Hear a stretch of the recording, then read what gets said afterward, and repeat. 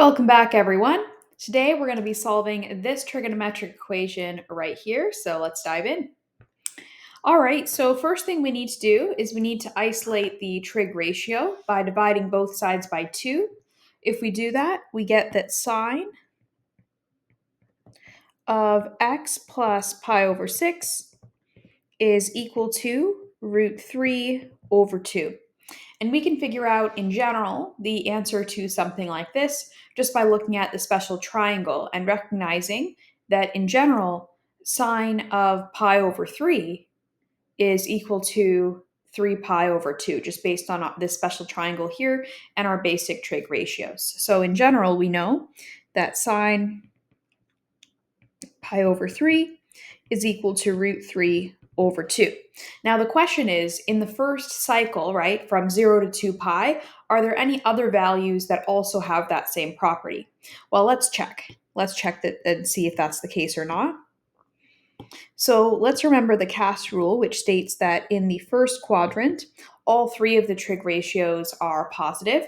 In the second quadrant, only sine is positive. Third quadrant, only tangent is positive. And in the fourth quadrant, only cosine is positive.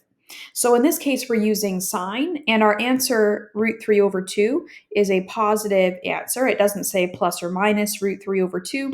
It just says root 3 over 2. So we can actually completely disregard quadrant 3 and quadrant 4, because in those quadrants, the sign would be negative, and we only care about quadrants where the sign is positive.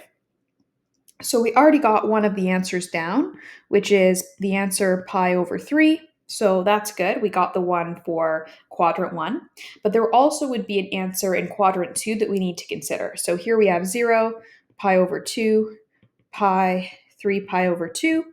And then over here we would need the related acute angle to be pi over 3. So if the related acute angle here is pi over 3, and this entire thing is pi, then we just have to do pi minus pi over 3 to get this angle. This angle, just by basic addition, would be 2 pi over 3, right? And notice that 2 pi over 3 plus the remaining pi over 3 does give us this full pi here, and so we've got it right. So therefore, sine of 2 pi over 3 also works and is equal to root 3 over 2 as well. All right, now are these the only two values that work? Well, in the first cycle, yes, these are the only two values that work. However, there are, of course, other values. If we add plus 2 pi k to any of these, where k is just any integer, then those values would also work. So we do have to take that into account in the end. For now, though, I'm just going to equate x plus pi over 6 with pi over 3. We need to find out what x would be if we want x plus pi over 6 overall, right? That overall value to be pi over 3. And then same thing with x plus pi over 6. We also need to equate it to 2 pi over 3 and solve for x in both of these situations. Okay, so I'm going to subtract pi over 6 from both sides in the first one to get that x is equal to pi over 3 minus pi over 6. So then that's going to be equal to 2 pi over 6 minus pi over 6, which is equal to pi over 6, like that. Then for the second one, I'm going to do x is equal to 2 pi over 3, which that's the same thing as 4 pi over 6 minus pi over 6. That's going to be 3 pi over 6, which is pi over 2. So the overall answers that I got were pi over 6 and pi over 2. Now, that said, those only account for the first quadrant, or the first cycle. We need to also account for all cycles. So in general, x would be equal to pi over 6 plus 2k pi, where k is an integer.